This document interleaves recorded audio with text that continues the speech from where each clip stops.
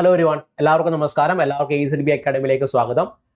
അപ്പം നിങ്ങൾ കണ്ട പോലെ തന്നെ നമ്മൾ പ്രധാനമായിട്ട് ഇത്തരത്തിലുള്ള വീഡിയോ ചെയ്യാനുള്ള കാരണം എന്ന് പറഞ്ഞു കഴിഞ്ഞാൽ നമ്മൾ പല അനുബന്ധ വിഷയങ്ങളോട് ബന്ധപ്പെട്ട വീഡിയോ ചെയ്യുമ്പോഴും ഈ പറയുന്ന കേരള PSCയുടെ ഇന്റർവ്യൂയോട് ബന്ധപ്പെട്ട ഒരു വീഡിയോ ചെയ്യണമെന്ന് പറഞ്ഞ് പൊതുവെ കമൻറ്റുകളൊക്കെ വരാറുണ്ട്.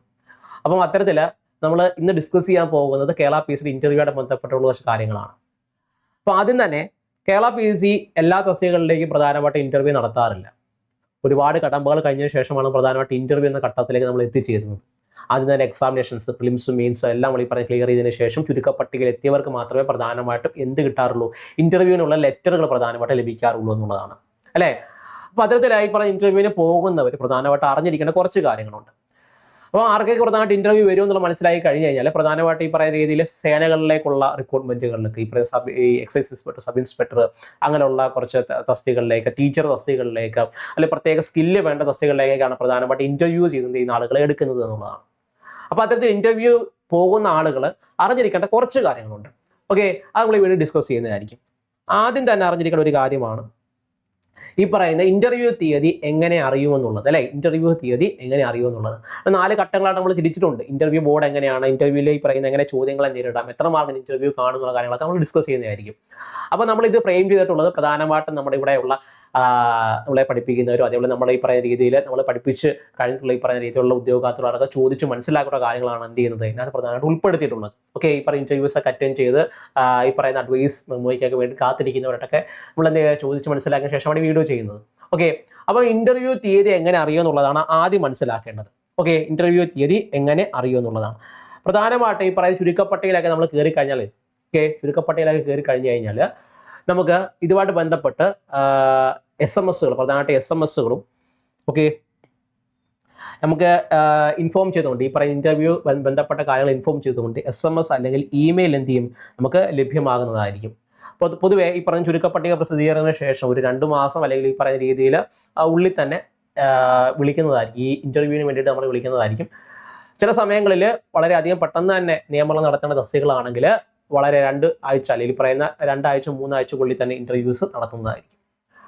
മനസ്സിലായല്ലോ. അപ്പോൾ SMS ആയിട്ട് ഇമെയിൽ ആയിട്ടായിരിക്കും പ്രധാനമായിട്ടും വരിക. അപ്പോൾ അതുകൊണ്ട് തന്നെ ചുരുക്കപ്പട്ടികയിലൊക്കെ കയറിയിട്ടുള്ളവരാണെങ്കിൽ ഇടയ്ക്കിടയ്ക്ക് അവരുടെ പ്രൊഫൈലൊക്കെ ചെക്ക് ചെയ്യുന്നത് എപ്പോഴും നന്നായിരിക്കും. ഓക്കെ, ഇനി രണ്ടാമതായിട്ട് നമ്മൾ അറിയേണ്ട ഒരു കാര്യമാണ് ഇന്റർവ്യൂ ബോർഡ് എങ്ങനെയാണെന്നുള്ളത്. ഇന്റർവ്യൂ ബോർഡ് എങ്ങനെയാണെന്ന് അറിയുന്നതിന് മുമ്പായിട്ട് തന്നെ ഒരു ഇന്റർവ്യൂവിന് പോകുന്ന ആളുകൾ എന്തെല്ലാം കൈകൾ കരുതണമെന്നുള്ളതും വളരെ അത്യാവശ്യമുള്ള കാര്യമാണ് അല്ലേ. അപ്പോൾ അങ്ങനെ വെച്ച് നോക്കുകയാണെങ്കിൽ അഭിമുഖത്തിന് പോകുമ്പോൾ ഒരാൾ കരുതേണ്ട കുറച്ച് ഡോക്യുമെന്റ്സ് ആണ് നമ്മൾ നൽകിയിട്ടുള്ളത്. ഒന്നാമത് തന്നെ അഡ്മിഷൻ ടിക്കറ്റ് ആണ് അല്ലേ. ഇതാണ് ആദ്യം തന്നെ അഡ്മിഷൻ ടിക്കറ്റ് കൈ കാണണം. അടുത്ത ആധാർ കാർഡ് ഇല്ലാത്ത പക്ഷം ഈ പറയുന്ന രീതിയിൽ നമ്മുടെ ഫോട്ടോ പതിപ്പിച്ചുള്ള മറ്റ് ഐഡന്റിറ്റി കാർഡുകൾ എന്ത് ചെയ്യും നമുക്ക് അവിടെ ഹാജരാക്കാൻ വേണ്ടി സാധിക്കുന്നതാണ്. അത് പ്രധാനമായിട്ട് ആ ഒരു നോട്ടിഫിക്കേഷൻ അവർ പറയുന്നതായിരിക്കും. രണ്ടാമത്തത് വ്യക്തിവിവരക്കുറിപ്പാണ്. വ്യക്തിവിവരക്കുറിപ്പ് എന്ന് പറഞ്ഞു കഴിഞ്ഞാൽ അത് ഞാനിവിടെ കാണിക്കാം. വ്യക്തിവിവരക്കുറിപ്പ് എന്താണെന്ന് ഇവിടെ കാണിക്കാം. അതായത് ഇതാണ് വ്യക്തിവിവരക്കുറിപ്പ് എന്ന് പറയുന്നത്.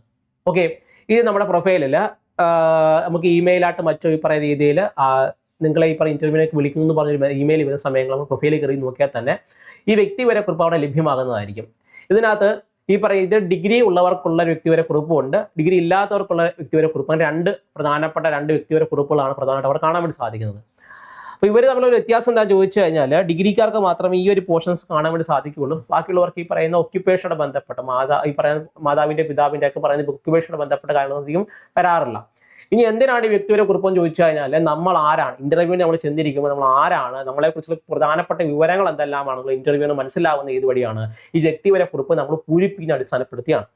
ഓക്കെ, അപ്പം പണ്ടൊക്കെ എന്ന് പറഞ്ഞു കഴിഞ്ഞാൽ വ്യക്തിവിവരക്കുറിപ്പ് നമ്മളിപ്പോൾ ഈ ഇന്റർവ്യൂ അറ്റൻഡ് ചെയ്യാൻ പോകുന്ന സമയങ്ങളിൽ അവിടെ വെച്ച് പൂരിപ്പിക്കേണ്ടതായിട്ട് വരും. അപ്പോൾ ആ ടെൻഷന്റെ പുറത്ത് നമ്മൾ എന്ത് ചെയ്യും, തെറ്റുകളൊക്കെ വരുത്താറുണ്ടായിരുന്നു. അപ്പോൾ അതുകൊണ്ട് തന്നെ ഇപ്പോൾ പ്രധാനമായിട്ട് PSC ചെയ്യുന്നതെന്ന് പറഞ്ഞു കഴിഞ്ഞാൽ ഈ പറയുന്ന ഇന്റർവ്യൂവായിട്ട് ബന്ധപ്പെട്ടുള്ള നമ്മുടെ ഈ പറയുന്ന ഹാൾ ടിക്കറ്റ് മറ്റൊക്കെ ഇഷ്യൂ ചെയ്യുന്ന സമയങ്ങളിൽ അല്ലെ, ഇന്റർവ്യൂവായിട്ട് ബന്ധപ്പെട്ട അഡ്മിഷൻ ടിക്കറ്റ് ഒക്കെ ഇഷ്യൂ ചെയ്യുന്ന സമയങ്ങളിൽ തന്നെ എന്ത് ചെയ്യും, ഇതും അതിന്റെ കൂട്ടത്തിൽ തന്നെ ഉണ്ടാകും. അതുകൊണ്ട് ഡൗൺലോഡ് ചെയ്തെടുത്ത് പൂരിപ്പിച്ച് വെക്കേണ്ടതാണ്. ഓക്കെ, അപ്പോൾ പരീക്ഷയ്ക്ക് ഈ പറയുന്ന ഇന്റർവ്യൂവിന് പോകുന്നതിന്റെ തലേന്നിരുന്ന് പൂരിപ്പിക്കുന്നതിന്റെ മുമ്പ് പ്രധാനമായിട്ടും ഈ പറയുന്ന ഈ ഒരു കുറിപ്പ് എടുത്തതിന് ശേഷം അല്ലെങ്കിൽ പറഞ്ഞ ഒരു ഫോം എടുത്തതിന് ശേഷം വ്യക്തമായിട്ട് വായിക്കുക, ആലോചിച്ചിട്ട് വേണം എന്ത് ചെയ്യണം, ഇത് ഫില്ല് ചെയ്യണം എന്നുള്ളതാണ്. കാരണം ഇതുമായിട്ട് ബന്ധപ്പെട്ട ചോദ്യങ്ങളായിരിക്കും എന്ത് ചെയ്യുന്നത് ഇന്റർവ്യൂസിനകത്ത് വരുന്നത്. നമ്മുടെ ഹോബീസ്, നമ്മുടെ ഈ പറയുന്നത് ഇത് നമ്മൾ എന്തെല്ലാം പഠിച്ചു, അവ പഠിച്ചതായിട്ട് ബന്ധപ്പെട്ട കാര്യങ്ങളായിരിക്കും, ജോലിയായിട്ട് ബന്ധപ്പെട്ട കാര്യങ്ങളായിരിക്കും, നമ്മൾ ഇൻട്രസ്റ്റുമായിട്ട് ബന്ധപ്പെട്ട കാര്യങ്ങളൊക്കെ ആയിരിക്കും പ്രധാനമായിട്ട് ചോദ്യം വരുന്നത്. അപ്പോൾ അതുകൊണ്ട് തന്നെ വളരെ വ്യക്തമായിട്ട് ക്ലിയർ കട്ടായിട്ട് തന്നെ എന്ത് ചെയ്യണം, ഈ പറയുന്ന ഫോംസ് ഒക്കെ ഫില്ല് ചെയ്യേണ്ടതായിട്ടുണ്ട്. ഓക്കെ, അപ്പോൾ അതാണ് ഈ പറഞ്ഞ വ്യക്തിപര കുറിപ്പ് എന്ന് പറയുന്നത്. നമ്മളായിട്ട് ബന്ധപ്പെട്ട കൂടുതൽ ഡീറ്റെയിൽസ് നമ്മൾ എന്താണെന്നുള്ളത് നമ്മൾ എന്ത് ചെയ്യുന്ന ഇന്റർവ്യൂ ബോർഡിനെ അറിയിക്കുന്ന എന്ത് വഴിയിട്ടാണ്? ആദ്യം തന്നെ അറിയിക്കുന്നത് ഈ ഒരു വ്യക്തിപര കുറിപ്പ് വഴിയിട്ടാണ്. അപ്പോൾ അതുകൊണ്ട് തന്നെ വളരെ ശ്രദ്ധയോടുകൂടി തന്നെ എന്ത് ചെയ്യണം, ഇത് പൂരിപ്പിക്കേണ്ടതായിട്ട് ഉണ്ടെന്നുള്ളതാണ്. അടുത്താണ് ജനന തീയതി, പ്രായം, വിലാസം, ജാതി എന്നിവ തെളിയിക്കുന്ന രേഖകൾ. അല്ലെ, ഈ പറയുന്ന PSCക്ക് അപ്ലൈ ചെയ്യുന്ന സമയങ്ങളിൽ തന്നെ നമ്മൾ ഈ പറയുന്ന രേഖകളൊക്കെ പ്രധാനമായിട്ട് എന്ത് ചെയ്യുന്ന അവിടെ സബ്മിറ്റ് ചെയ്യാറുണ്ട്. അപ്പോൾ അത്തരത്തിൽ ഈ പറഞ്ഞ ജനന തീയതി ആയിട്ട് ബന്ധപ്പെട്ടുള്ള ഈ പറഞ്ഞ ചില PSC ഈ SSLC ആയിട്ട് ബന്ധപ്പെട്ട SSLC ബുക്ക് ആയിരിക്കാം, അല്ല പ്രായം തെളിയിക്കാനുള്ള സർട്ടിഫിക്കറ്റുകൾ, വിലാസം തെളിയിക്കുക, നമ്മുടെ ഈ പറയുന്ന നമ്മുടെ അഡ്രസ്സ് ഇതാണെന്ന് തെളിയിക്കാനുള്ള സർട്ടിഫിക്കറ്റുകൾ, ജാതി തെളിയിക്കാനുള്ള സർട്ടിഫിക്കറ്റുകളൊക്കെ പ്രധാനമായിട്ട് അവിടെ രേഖപ്പെടുത്തേണ്ടതാണ്, അല്ലെങ്കിൽ നൽകേണ്ടതാണ്. അപ്പോൾ അതുമായിട്ട് ബന്ധ സർട്ടിഫിക്കറ്റുകളൊക്കെ കൈ കരുതണം. രണ്ടാമതായിട്ട് സംവരണം ലഭിച്ചിട്ടുള്ള ആളുകൾ, ഈ പറഞ്ഞ പ്രധാനമായിട്ട് ഈ സംവരണ ബന്ധപ്പെട്ട് സീറ്റുകളിലേക്കൊക്കെ ഈ പറഞ്ഞ റിക്രൂട്ട്മെന്റ് നടക്കാറുണ്ട്. അല്ലെങ്കിൽ ഈ പറഞ്ഞ PSCക്ക് ഈ പറയുന്ന ഈ സംവരണ വിഭാഗങ്ങൾക്ക് പ്രത്യേകം സീറ്റുകൾ അവിടെ വേക്കൻ്റ് ആയിട്ട് ഉണ്ട്. അപ്പൊ അത്തരത്തിൽ ഈ പറയുന്ന സംവരണം ഉള്ളവരെ ചെയ്യേണ്ടത് എന്താണെന്ന് ചോദിച്ചു കഴിഞ്ഞാൽ അവർക്ക് ഈ പറയുന്ന നോൺ ക്രീമിലെ സർട്ടിഫിക്കറ്റുകളൊക്കെ എന്ത് ചെയ്യണം, പ്രധാനമായിട്ടും കയ്യിൽ കടന്നതായിട്ടുണ്ട്. അടുത്തത് യോഗ്യത തെളിയിക്കുന്ന സർട്ടിഫിക്കറ്റുകളാണ്. ഈ ഡിഗ്രി ലെവൽ എക്സാമിനേഷൻ ആയിക്കോട്ടെ, 10 ലെവൽ എക്സാമിനേഷൻ ആയിക്കോട്ടെ, +2 ലെവൽ എക്സാമിനേഷൻ ആയിക്കോട്ടെ, ഇതെല്ലാം നമ്മൾ പാസ്സായി എന്ന് പറഞ്ഞാണ് എന്ത് ചെയ്യുന്ന ഫോമുകൾ ഫില്ല് ചെയ്ത് കൊടുക്കുന്നത്. അപ്പം നമ്മളവിടെ കാണിക്കേണ്ടതായിട്ടുണ്ട് നമ്മൾ ഈ പറഞ്ഞ 10 പാസ്സായിട്ടുണ്ട്, അല്ലെങ്കിൽ ഡിഗ്രി ഞാൻ പാസ്സായിട്ടുണ്ട്, അല്ലെങ്കിൽ പറഞ്ഞ +2 ഞാൻ പാസ്സായിട്ടുണ്ടെന്നുള്ളത് PSA കാണിക്കേണ്ടതായിട്ടുണ്ട്. അപ്പോൾ അതുകൊണ്ട് തന്നെ നമ്മൾ ഈ പറയുന്ന നമ്മുടെ യോഗ്യതകൾ തെളിയിക്കുന്ന സർട്ടിഫിക്കറ്റുകൾ എന്തെങ്കിലും കൈ കരുതണം. അല്ലേ, അതേപോലെ തുല്യതാ സർട്ടിഫിക്കറ്റുകൾ ചില പരീക്ഷകൾക്ക് ഈ പറയുന്ന രീതിയിൽ 10 അല്ലെങ്കിൽ തത്തുല്യം എന്ന് പറയുകയാണ് നൽകുന്നത്, അല്ലെങ്കിൽ +2 അല്ലെങ്കിൽ തത്തുല്യം, അല്ലെങ്കിൽ ഡിഗ്രിയിൽ തത്തുല്യം എന്ന് പറഞ്ഞാണ് എന്ത് ചെയ്യുന്നത് പ്രധാനമായിട്ട് അവിടെ നൽകുന്നത് എന്നുള്ളതാണ് നോട്ടിഫിക്കേഷനകത്ത്. അപ്പോൾ തത്തുല്യത തെളിയിക്കുന്ന സർട്ടിഫിക്കറ്റ് എന്ത് ചെയ്യണം, കയ്യിൽ കരുതേണ്ടതായിട്ടുണ്ട്.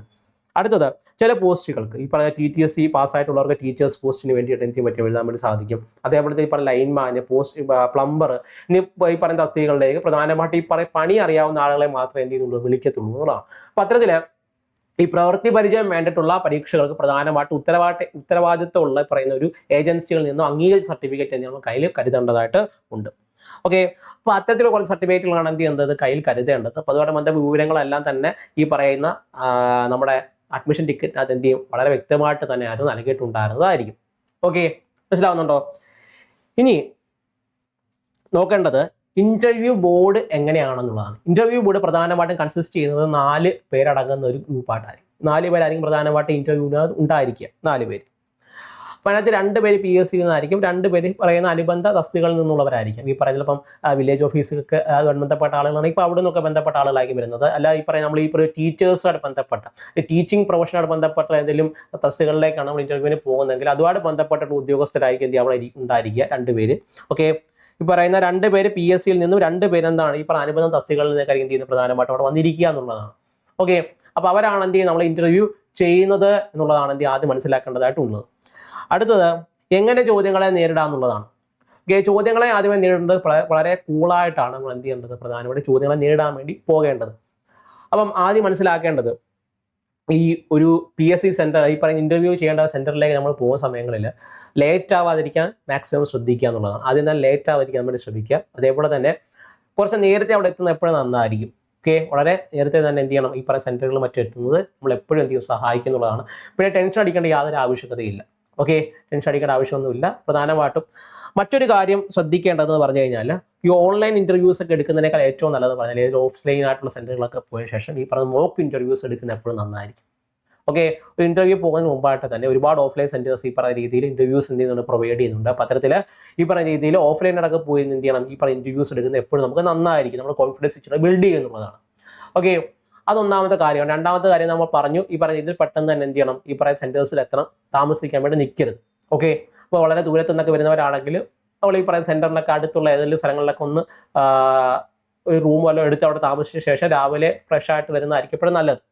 ഓക്കെ, മൂന്നാമത്തെ കാര്യം എന്ന് പറഞ്ഞു കഴിഞ്ഞാൽ പറയുന്ന ഉത്തരങ്ങൾക്ക് വളരെയധികം ക്ലാരിറ്റി ഉണ്ടായിരിക്കണം എന്നുള്ളതാണ്. ഓക്കെ, നമ്മൾ പറയുന്ന ഏത് ഉത്തരവായാലും എന്ത് ചെയ്യണം, അതുമായിട്ട് ബന്ധപ്പെട്ട് നല്ല ക്ലാരിറ്റി എന്ത് ചെയ്യണം ഉണ്ടായിരിക്കണം എന്നുള്ളതാണ്. അറിയാത്ത ഉത്തരങ്ങൾ അറിയില്ല എന്ന് എന്ത് ചെയ്യണം, പറയാൻ വേണ്ടി ശ്രമിക്കുക. ഓക്കെ, നമ്മൾ ഫ്രെയിം ചെയ്ത ഉത്തരങ്ങൾ പറയാതെ തന്നെ അറിയാത്ത ഉത്തരങ്ങൾ എന്തില്ല, അറിയില്ല എന്ന് തന്നെ പറയാൻ വേണ്ടി ശ്രമിക്കുക. ഓക്കെ, അതേപോലെ തന്നെ ചിലതൊക്കെ ചിന്തിച്ചിട്ട് പറയേണ്ട ഉത്തരങ്ങൾ കാണും. അപ്പോൾ അതിനൊക്കെ എന്ത് ചെയ്യണം, ഈ പറയുന്ന രീതിയിൽ അതുമായിട്ട് അനുബന്ധമായിട്ടുള്ള ഉത്തരങ്ങൾ വേണം എന്ത് ചെയ്യാൻ പറയാൻ വേണ്ടിയിട്ടുള്ളതാണ്. എടുത്തു ചാടിയുള്ള ഉത്തരങ്ങൾ എന്ത് ചെയ്യരുത്, പറയരുത്. ഓക്കെ, ചിന്തിക്കേണ്ട ചോദ്യങ്ങൾക്ക് അല്ലെങ്കിൽ ഇപ്പോൾ നമ്മൾ വളരെ ചിന്തിച്ച് ഉത്തരം പറയേണ്ട ചോദ്യങ്ങൾക്ക് ആ രീതിയിൽ തന്നെ എന്ത് ചെയ്യണം, സമയം എടുത്തുകൊണ്ട് ഉത്തരം പറയുക തന്നെ വേണമെന്നുള്ളതാണ്. ഓക്കെ അല്ലേ? അതേപോലെ തന്നെ ചില വിഷയങ്ങൾ അടിസ്ഥാനപ്പെടുത്തിയുള്ള ജോലികളൊക്കെ ആണെങ്കിൽ, അതായത് ഈ പറയുന്ന സബ് ഇൻസ്പെക്ടർ ജോലികളായിക്കോട്ടെ, അല്ലെങ്കിൽ പറയുന്ന ടീച്ചേഴ്സുമായിട്ട് ബന്ധപ്പെട്ട ചിലപ്പോൾ തസ്തികകളിലേക്കുള്ള ചിലപ്പോൾ ഇന്റർവ്യൂസ് ആണെങ്കിൽ ആ ഒരു വിഷയമായിട്ട് ബന്ധപ്പെട്ടുള്ള കാര്യങ്ങൾ എന്ത് ചെയ്യണം, പ്രധാനമായിട്ടും പഠിച്ചുകൊണ്ട് പോവുക.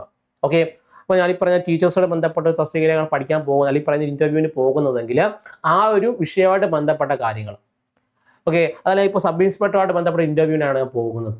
ഓക്കെ, അപ്പോൾ അങ്ങനെയാണ് സബ് ഇൻസ്പെക്ടറുമായിട്ട് ഈ പറയുന്ന ബന്ധപ്പെട്ടിട്ടുള്ള ചോദ്യങ്ങൾ നമ്മൾ എന്ത് ചെയ്യണം പഠിച്ചിട്ട്, അല്ലെങ്കിൽ ഈ മേഖലയായിട്ട് ബന്ധപ്പെട്ട ചോദ്യങ്ങൾ എന്ത് ചെയ്യണം പഠിച്ചിട്ട് പോകണം. കാരണം അവിടെ ഇരിക്കുന്ന ഇന്റർവ്യൂ പിടിക്കുന്ന ഒരാളെന്ന് പറഞ്ഞാൽ എന്ത് ചെയ്യും, ഈ പ്രധാനമായിട്ട് ഈ ഒരു തസ്തികയിൽ നിന്ന് വന്നവരായിരിക്കും. ഓക്കെ, നമ്മളിപ്പോൾ ഈ SI ഇന്റർവ്യൂ ഇരിക്കുന്ന ആരായിരിക്കും, ഈ പറയുന്ന രീതിയിൽ ഈ പറയുന്ന എന്താണ് പോലീസ് സേനയിലൊക്കെ ഉയർന്നൊരു പദവി വഹിക്കുന്ന ഒരാളായിരിക്കും പ്രധാനമായിട്ട് അവിടെ നമ്മൾ ഇന്റർവ്യൂ ചെയ്യാൻ വേണ്ടി ഇരിക്കുന്നത്. ഓക്കെ, അപ്പോൾ ആ ഒരു സേനയായിട്ട് ബന്ധപ്പെട്ടോ അല്ലെങ്കിൽ തസ്തികയായിട്ട് ബന്ധപ്പെട്ടോ വിവരങ്ങൾ എന്ത് ചെയ്യാൻ നമ്മൾ പ്രധാനമായിട്ട് അറിഞ്ഞിരിക്കേണ്ടതായിട്ടുണ്ട്. ഓക്കെ, പിന്നെ വളരെ കൂളായിട്ടിരുന്ന ഉത്തരങ്ങൾ പറയാൻ വേണ്ടി ശ്രമിക്കുക. നമ്മൾ ഫ്രെയിം ചെയ്യേണ്ട ആവശ്യമില്ല, ഉത്തരങ്ങൾ നമ്മൾ ഫ്രെയിം ചെയ്ത് പറയേണ്ട ആവശ്യമില്ല. നമ്മൾ ഈ പറഞ്ഞ രീതിയിൽ മോക്ക് ഇൻ്റർവ്യൂസ് ഒക്കെ എടുത്തതിന് ശേഷം നമുക്ക് മനസ്സിലാവും നമുക്ക് എങ്ങനെ ഉത്തരം പറയണമെന്നുള്ളത്, നമ്മുടെ ഈ പറഞ്ഞ പോരായ്മകൾ എവിടെയാണെന്നുള്ളതൊക്കെ മനസ്സിലാക്കണമെങ്കിൽ മോക്ക് ഇൻ്റർവ്യൂസ് എടുക്കണം, അത് ആദ്യം ചെയ്യണം. ഓക്കെ, അത് ഫ്രെയിം ചെയ്ത് ഉത്തരങ്ങൾ പറയാതെ തന്നെ നമ്മൾ മനസ്സിൽ വരുന്ന കാര്യങ്ങളൊക്കെ എന്ത് ചെയ്യണം, വളരെ വ്യക്തമായിട്ട് തന്നെ ഉത്തരങ്ങൾ പറയാൻ വേണ്ടി ശ്രമിക്കുക എന്നുള്ളതാണ്. ഓക്കെ, അടുത്താണ് എത്ര മാർക്ക് ഇൻ്റർവ്യൂവിന് കിട്ടുമെന്നുള്ളത്. ഇൻ്റർവ്യൂവിന് എത്ര മാർക്ക് കിട്ടുമെന്നുള്ളതാണ് പ്രധാനമായിട്ടും.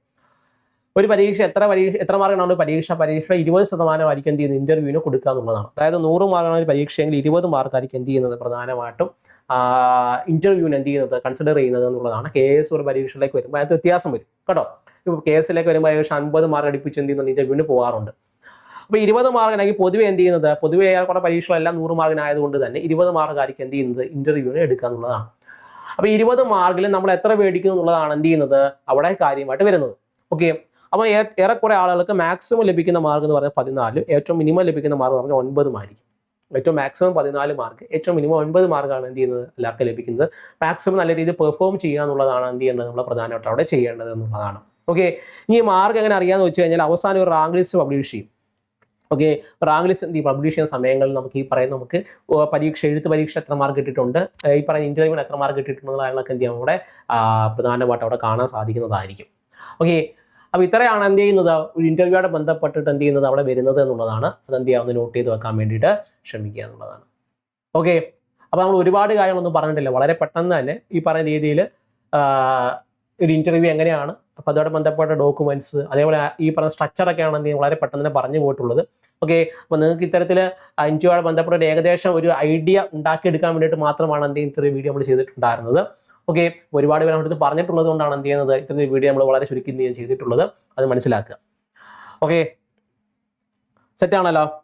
കാരണം ഈ പറഞ്ഞ രീതിയിൽ ഒരുപാട് മാസികകളും മറ്റുമായിട്ട് ഈ പറയുന്ന ഇന്റർവ്യൂയോട് ബേസ് ചെയ്തിട്ട് ഒരുപാട് ആർട്ടിക്കിളുകളൊക്കെ വന്നിട്ടുണ്ടായിരുന്നു. അപ്പോൾ അതുമായിട്ട് ബന്ധപ്പെട്ടാണ് എന്ത് ചെയ്യുന്നത് നമ്മുടെ അടുത്ത് ചോദിച്ചതുകൊണ്ടാണ് വീഡിയോ ചെയ്തിട്ടുള്ളത്, അത് മനസ്സിലാക്കുക.